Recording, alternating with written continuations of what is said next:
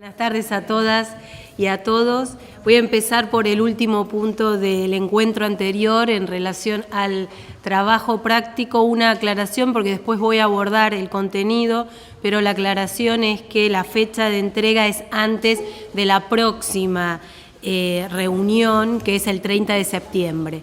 En Casa de Herrero, Cuchillo de Palo, integro el comité de organización, pero como habrán notado en el primer encuentro, también creí que íbamos a avanzar un poquito sobre los conceptos y no tanto la presentación, así que hoy voy a aprovechar para trabajar lo que en el programa aparece como módulos 1 y 2, pero quiero ser sincera con todos ustedes.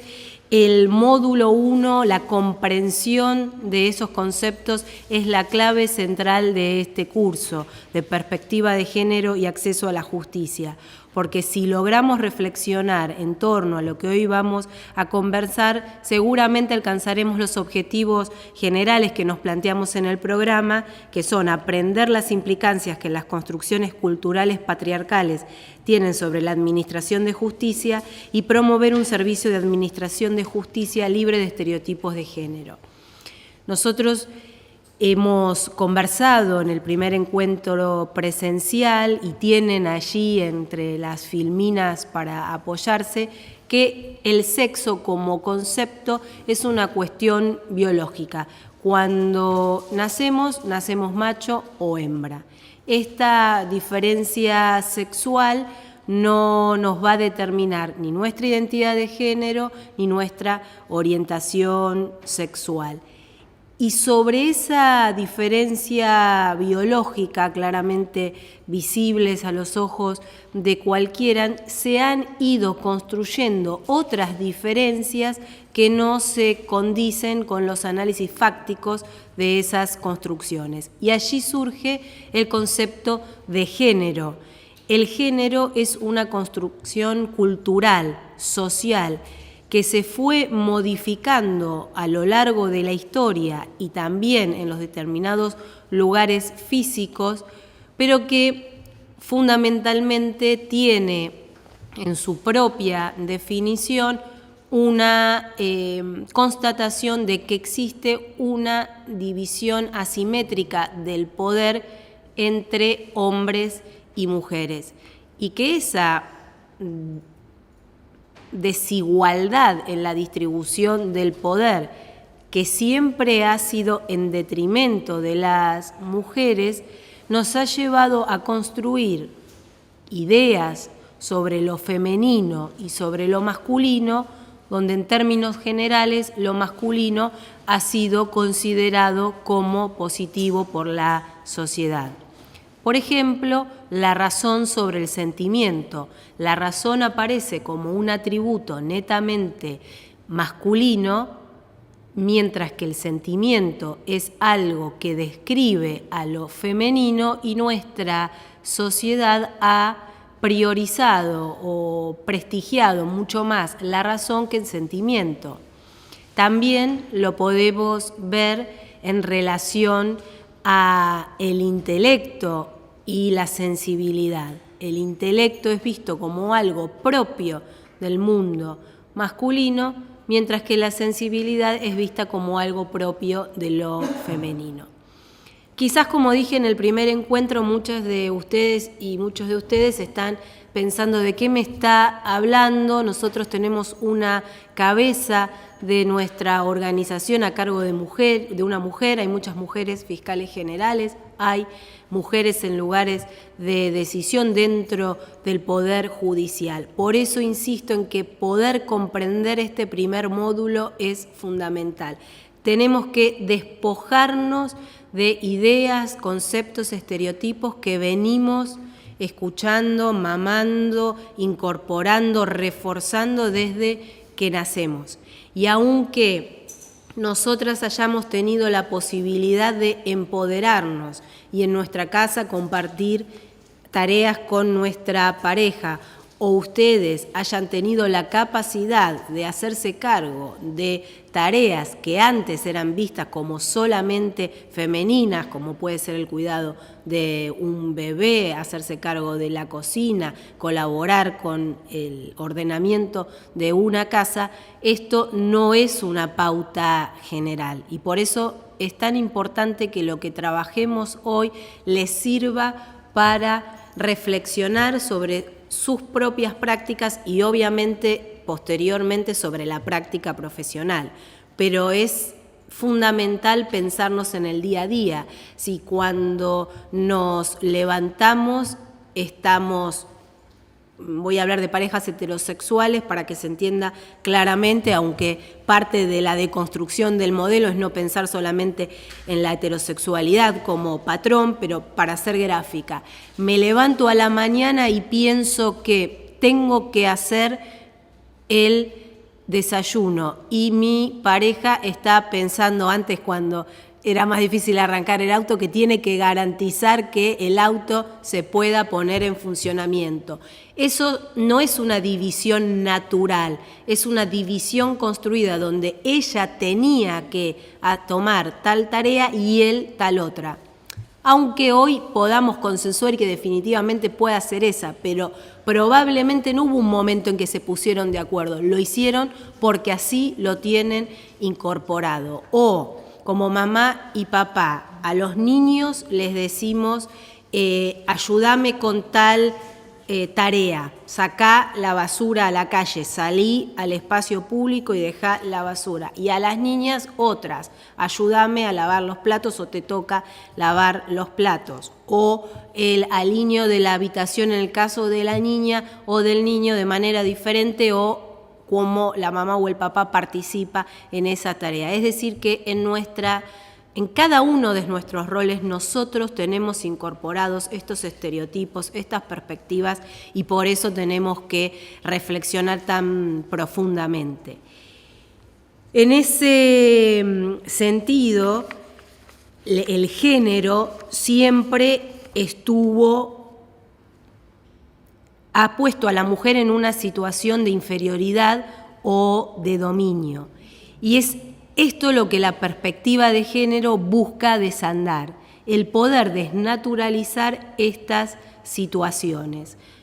Se dan, como les decía recién, en todos los órdenes de la vida.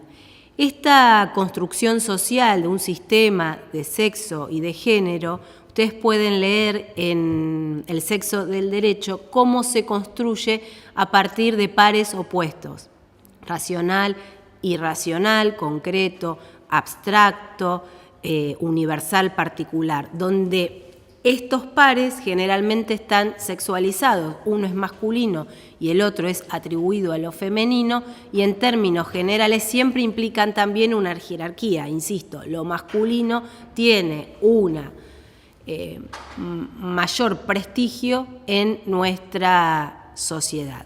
Por eso ese texto es realmente interesante. Y después avanza sobre cómo, a pesar de que la justicia es representada simbólicamente como una mujer, el derecho se concibe como algo masculino.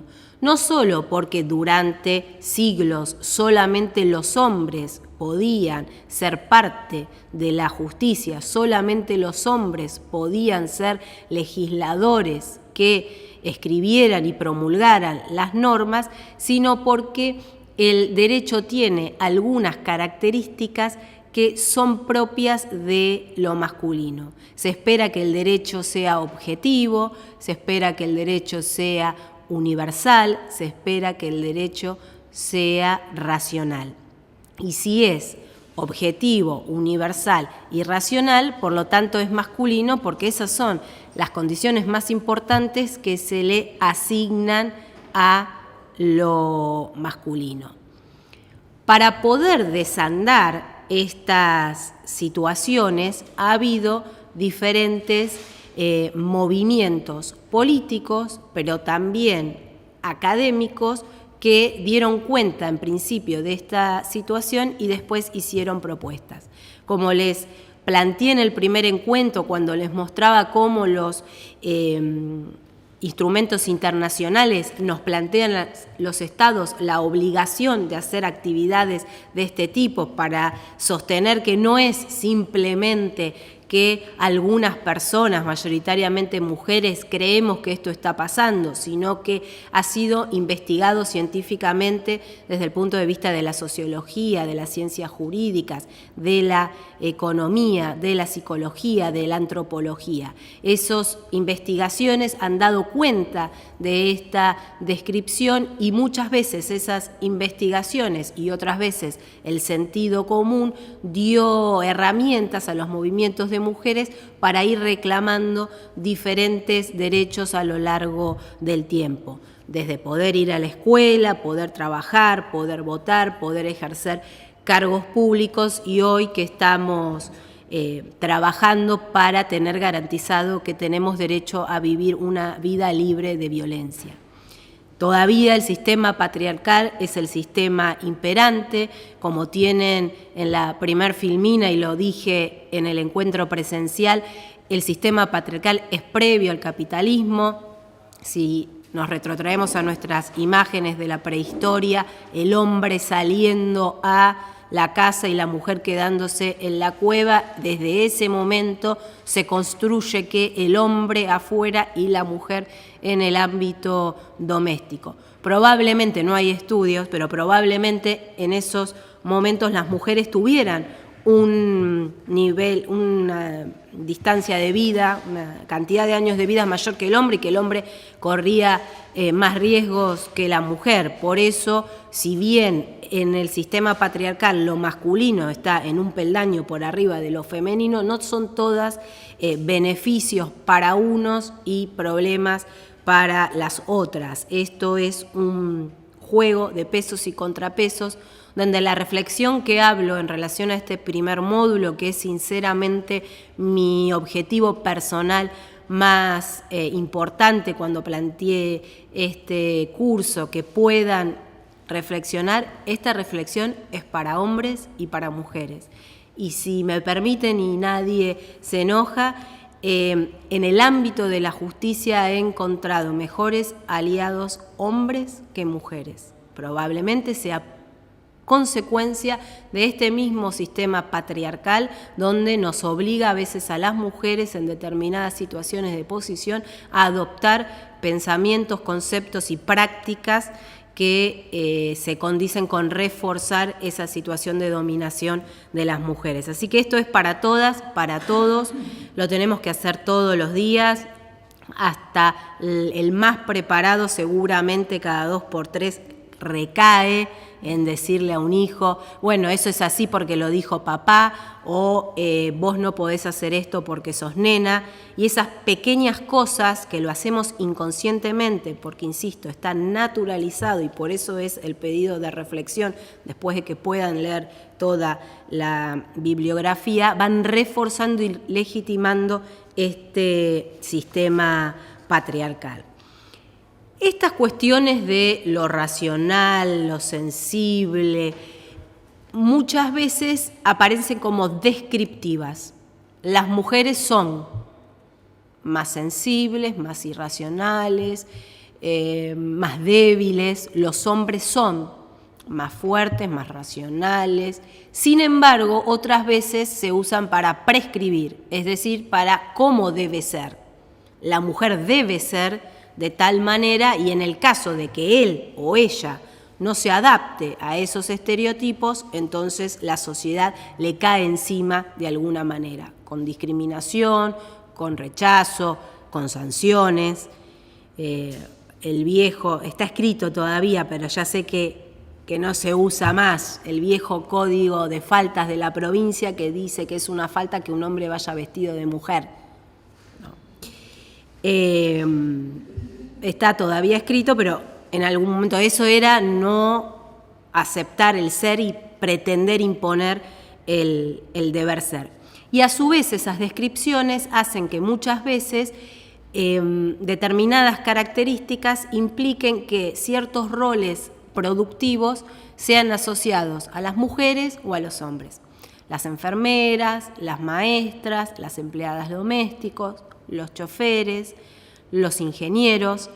Y en términos generales, si bien seguramente hoy cada uno de ustedes tiene ejemplos donde han visto hombres y mujeres maestras y maestros, ingenieras e ingenieros, no sé si tanto empleadas domésticas y empleados domésticos, no sé si tantos choferes hombres o choferes mujeres, pero las actividades masculinizadas, las que naturalmente uno tiende a pensar que deben ser puestas en cabeza de hombres, generalmente están más reconocidas socialmente, tienen mejor remuneración y mejores condiciones laborales.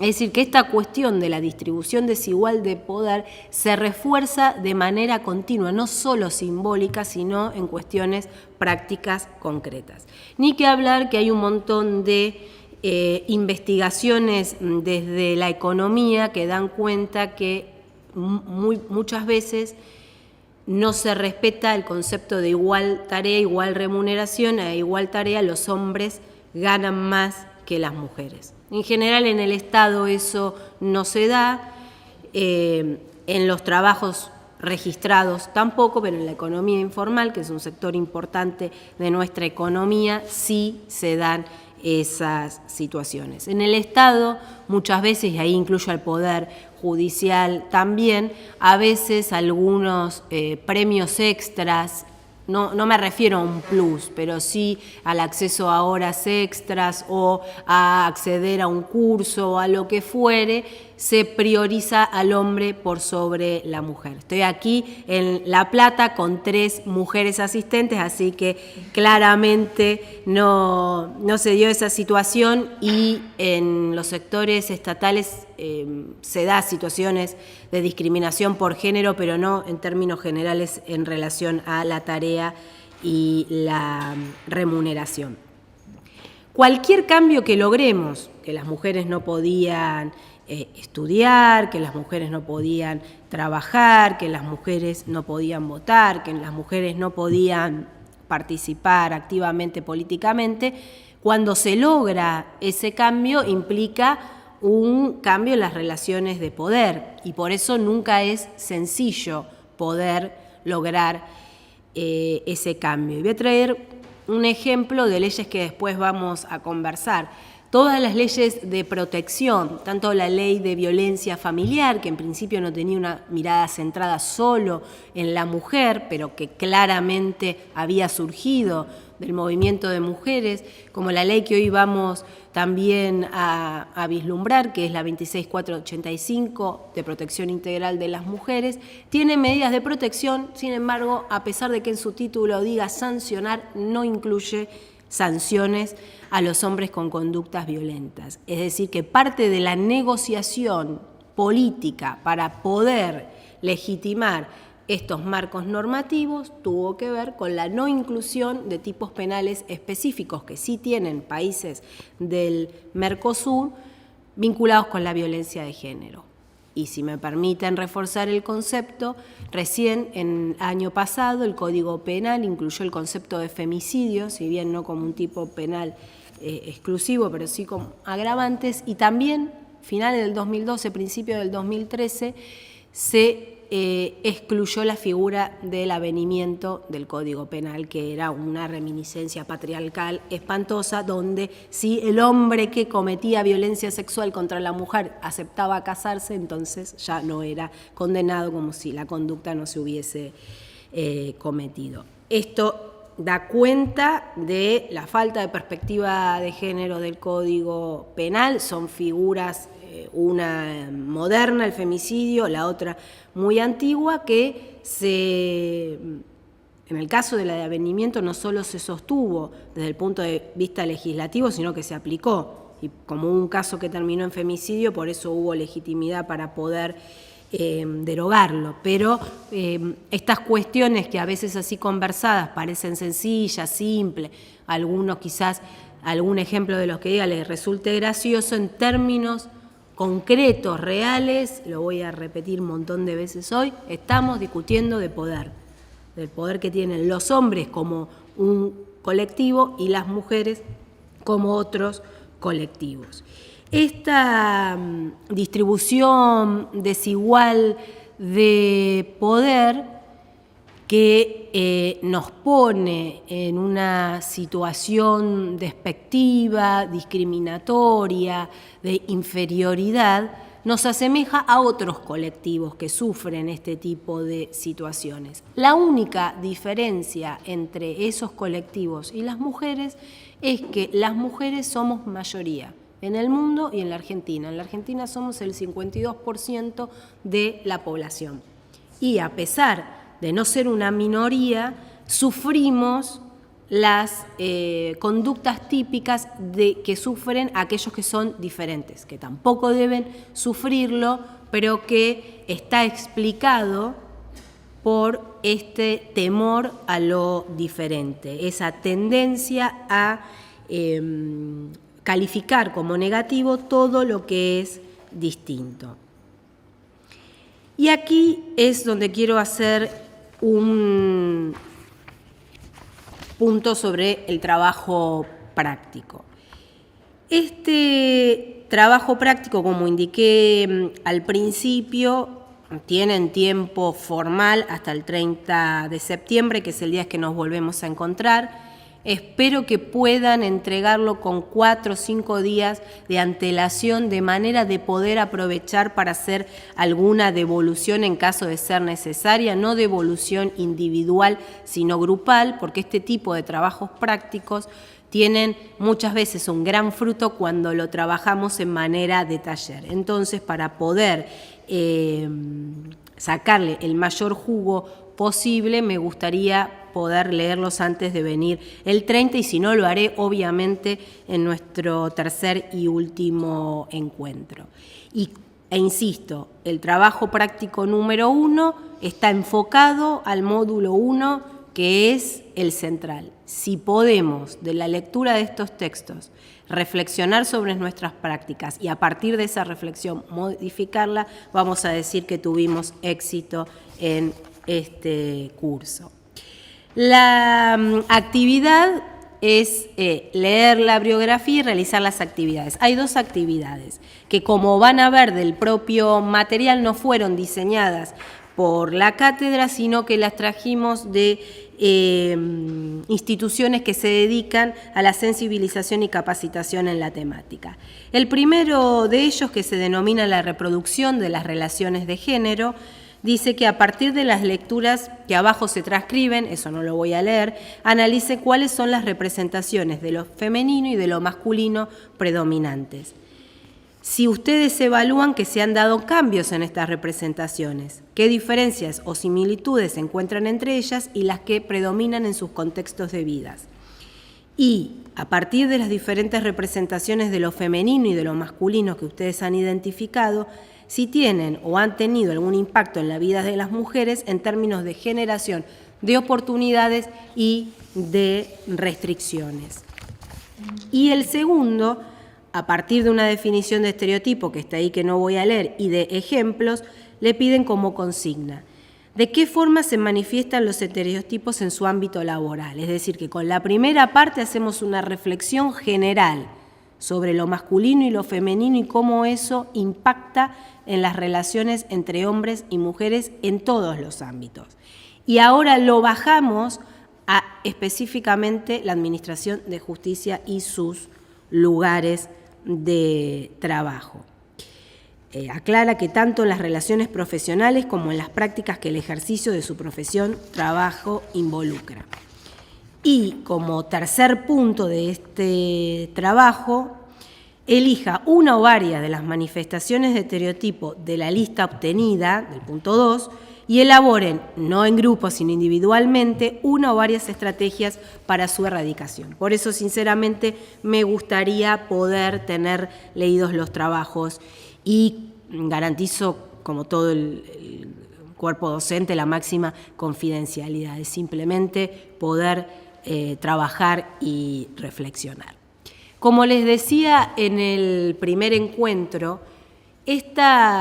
y recién lo reiteré, estas afirmaciones surgen no solamente de investigaciones académicas de las diferentes ciencias, de movimientos de mujeres que históricamente han luchado por incorporar más y más derechos sociales, culturales, económicos, políticos, sino que se vieron también reflejados en instrumentos internacionales, instrumentos que nos impactan como Estados partes que hemos adherido, y quisiera empezar por uno que les impacta a ustedes de manera directa y que para mi subsecretaría de alguna manera es casi como los 10 mandamientos, que son las 100 reglas de acceso a las justicias para personas en condiciones de vulnerabilidad. Obviamente que ustedes tienen en las filminas las ideas que me parecían más relevantes, más allá de que seguramente ya los han leído y los vuelvan a releer de manera completa. Para la Cumbre Iberoamericana Judicial, que fue la número 14, donde se resolvió aprobar estas reglas, el objeto central es el acceso efectivo a la justicia. Ustedes habrán estudiado y lo ven en su práctica cotidiana que hay obstáculos que son de tipo universal. La distancia geográfica, a veces la dificultad del lenguaje técnico que tiene la justicia, algunos costos, esos afectan por igual a todos los sectores, a todos los distritos de la provincia, pero sumada a esos obstáculos o barreras de tipo universal, existen estas otras que las reglas de Brasilia quiere erradicar, mitigar y después erradicar, que son las que sufren las personas en condición de vulnerabilidad. Y el aporte, creo, más importante que hace la Cumbre Judicial Iberoamericana es definir cuáles son las causas de la vulnerabilidad. La edad, ustedes saben que los niños y las niñas conocen aún menos sus derechos, quizás ese es el obstáculo mayor universal, el desconocimiento de los derechos. Ahí el Poder Judicial tiene poco por hacer, es más tarea del Ejecutivo y del Legislativo garantizar que todas y todos sepamos cuáles son nuestros derechos, pero los niños, por su propia evolución, seguramente conocen menos de sus derechos. Si conocen sus derechos, no saben dónde pueden hacerlos valer, y si saben dónde pueden hacerlos valer, probablemente les cueste solos llegar hasta ese lugar a hacer su pedido o reclamo. Otra de las causas es el género, porque la mujer está históricamente, insisto, en una situación de inferioridad.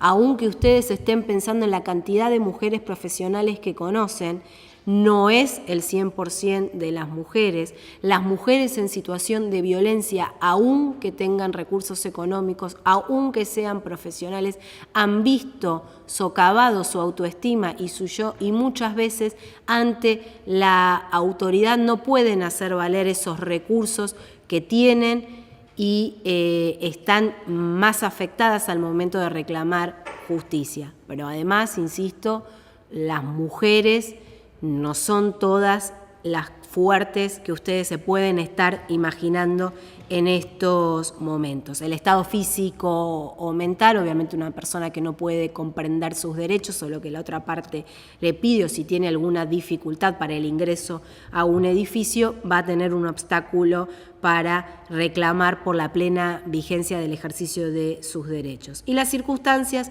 sociales, económicas, étnicas o culturales. ¿Qué les piden las reglas de Brasilia a ustedes como operadores del sistema judicial? Que den un trato especial a las personas en condición de vulnerabilidad, y que en los casos donde las condiciones de vulnerabilidad sean 2 o más, o una tenga un gran peso, le den trato prioritario. Yo sé que esto es muy difícil muchas veces por el cúmulo de trabajo que ustedes tienen, pero más allá de la decisión formal de poner un expediente por sobre otro, si la reflexión que planteo los lleva a cambiar sus prácticas, ustedes van a poder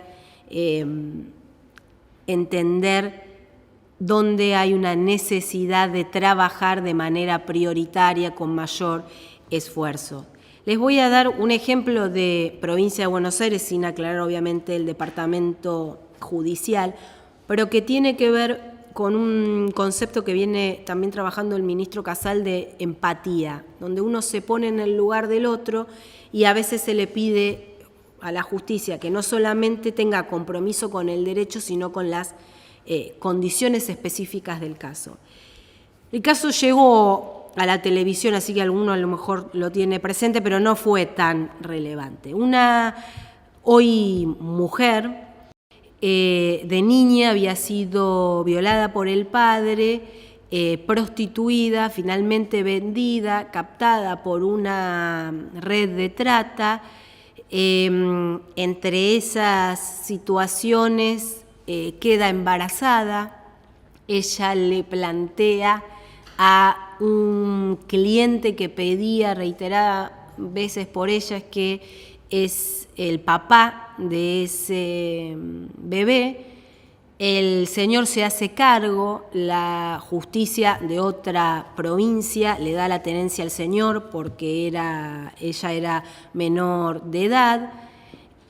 La chica logra salir de esa red de prostitución, se empodera, vaya a saber cómo, porque no hubo acompañamiento estatal, forma una pareja nueva en el sur, tiene una bebé que hoy tiene 13 meses y decide volver a la provincia de Buenos Aires a reclamar la tenencia de la primera hija, que tiene 8 años.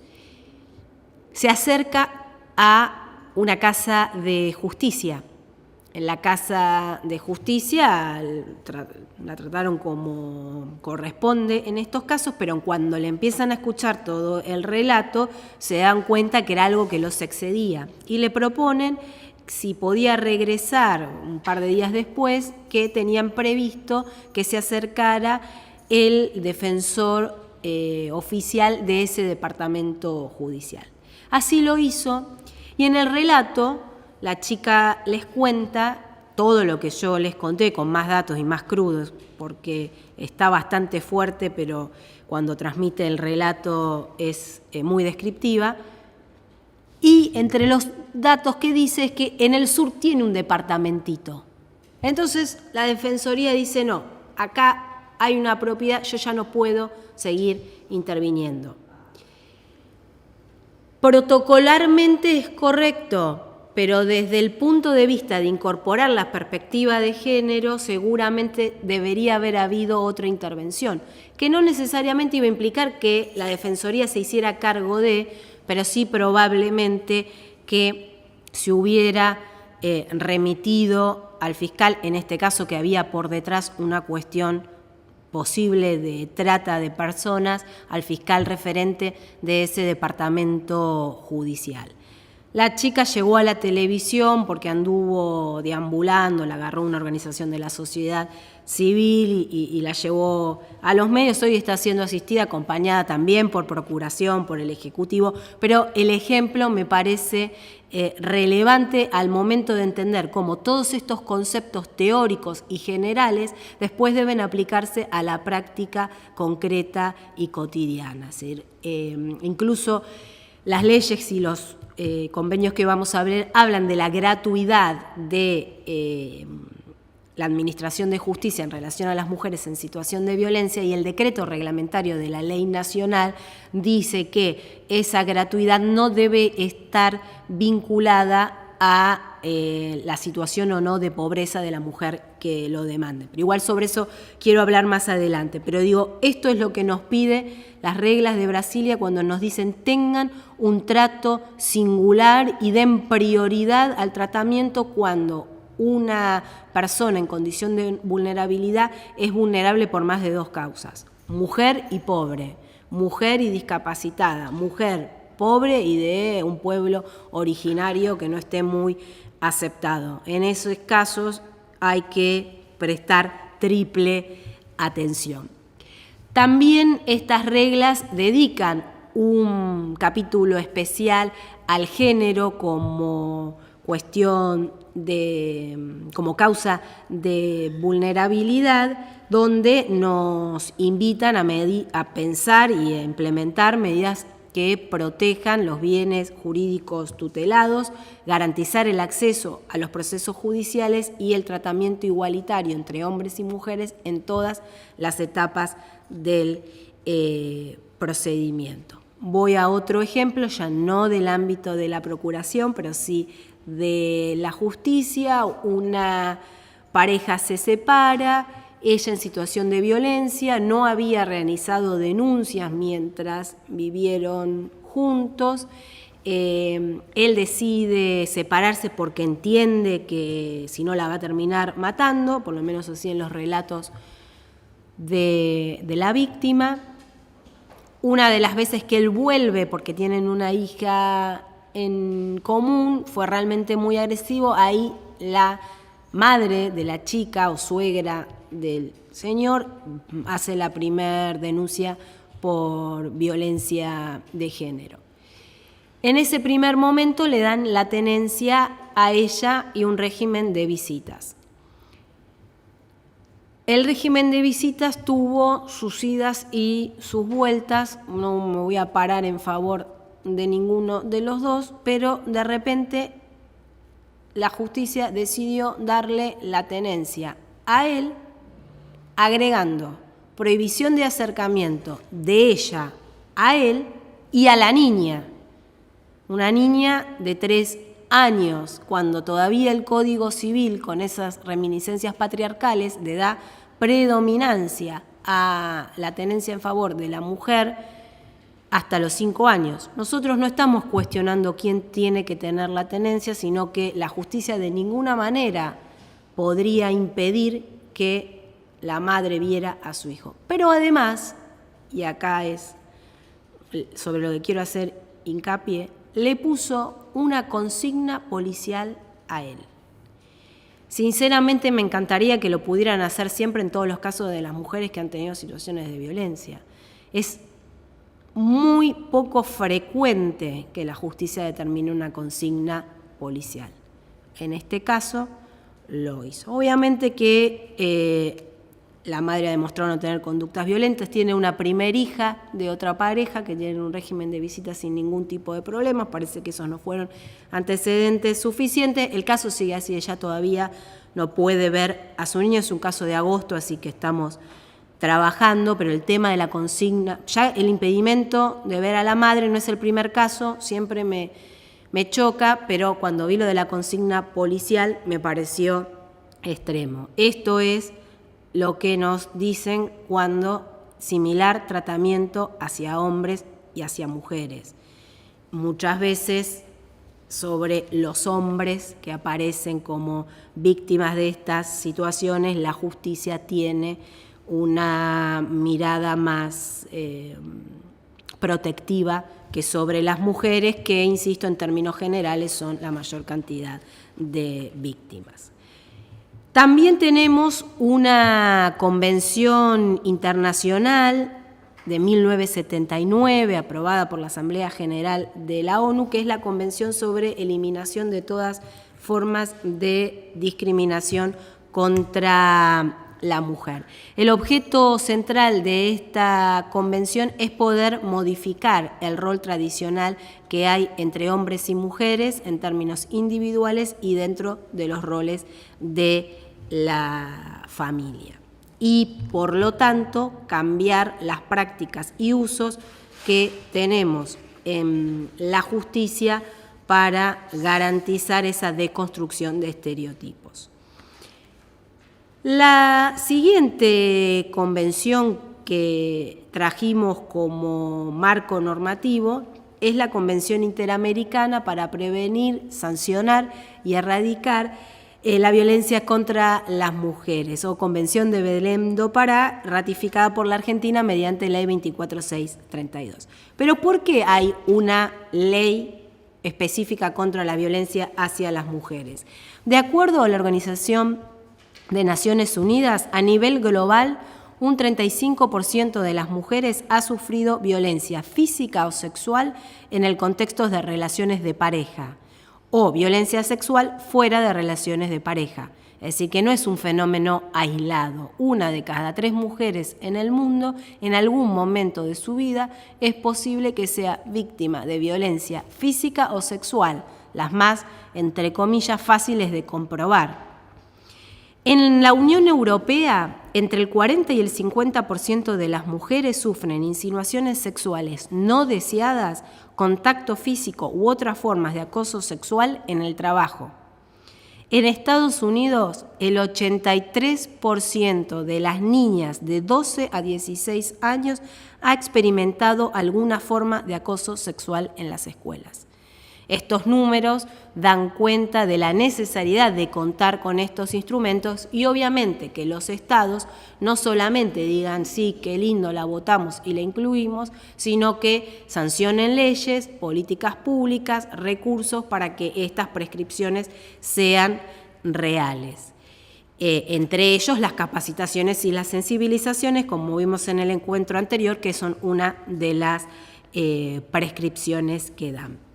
En la página de ONU Mujer, que es www.unwomen.org/es, porque está en castellano, o lo pueden buscar en Google ONU Mujeres y lo lleva, hay un link que es Reglas y Normas Mundiales. Allí tienen toda la normativa. Nosotros elegimos la CEDAW y Belém do Pará porque son las más relevantes, pero si quieren seguir incorporando otras normativas, hay además un estudio que realizó ONU Mujeres sobre los resultados, así que realmente es interesante como página de consulta.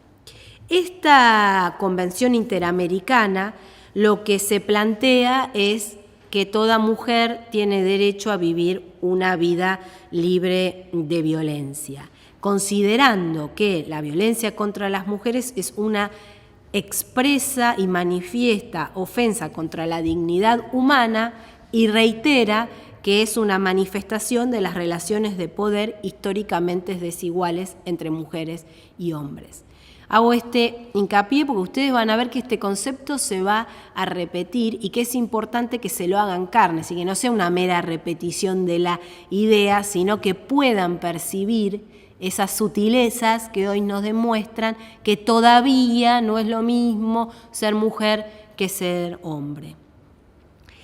Entre los derechos que le da a las mujeres, que allí aparecen un montón, está el derecho de las mujeres a ser educadas libres de estereotipos basados en conceptos de inferioridad o subordinación. Insisto, pensémonos como mamás y como papás, las tareas que le damos a unos y a otras, las ideas que muchas veces decimos, vas o no vas porque sos hombre o porque sos mujer, podés o no podés hacer esto porque sos hombre o porque sos mujer. Nos pasa a todas y a todos. Nadie lo dice de un lugar de superioridad. Es una tarea permanente la perspectiva de género, el poder desnaturalizar estos conceptos que son tan arraigados históricamente.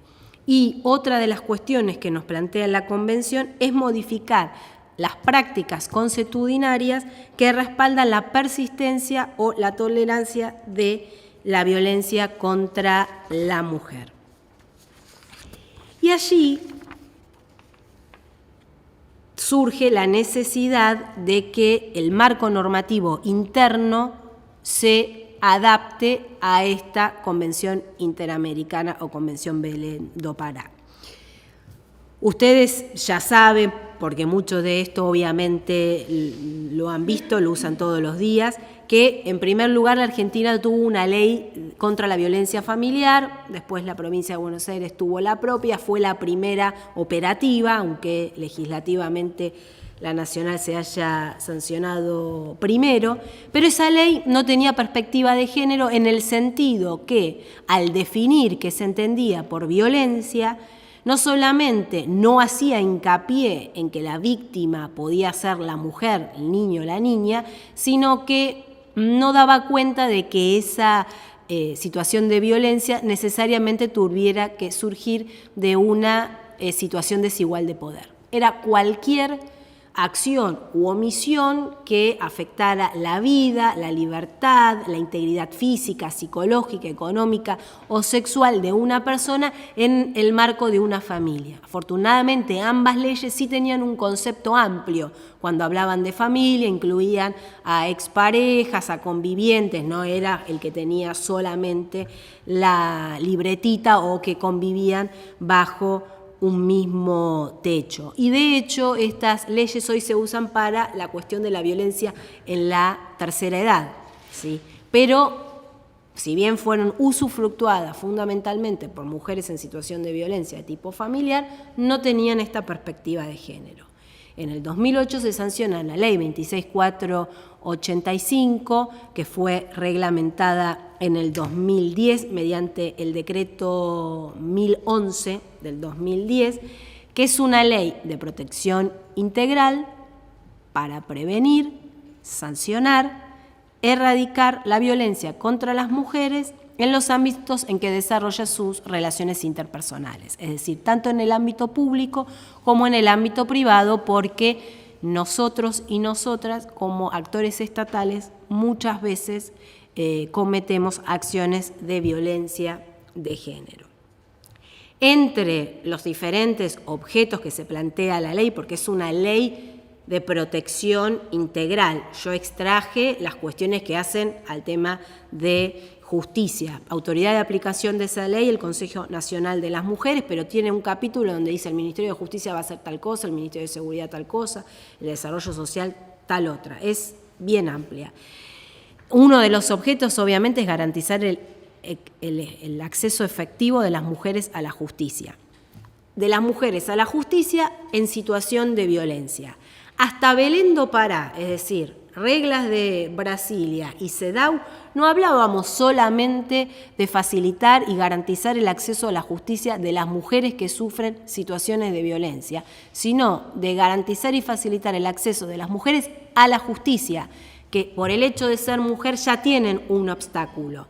Pero después, con Belén do Pará, con esta ley, con todo lo que vamos a ver en los próximos encuentros, nos vamos a concentrar en cómo garantizar el acceso a la justicia de las mujeres que sufren situaciones de violencia de género. Ahora vamos a ver que hay varias, pero también dentro de eso nos vamos a concentrar de alguna manera en la violencia doméstica y familiar, porque es la que puede terminar con la vida de una mujer, aunque las otras son iguales de importantes porque reiteran y relegitiman el sistema patriarcal. ¿Tengo que cortar para hacer preguntas? Bueno, en la próxima seguimos además con los trabajos. En todos voy a volver con algo del encuentro anterior. Así que muchas gracias y quedo para las preguntas.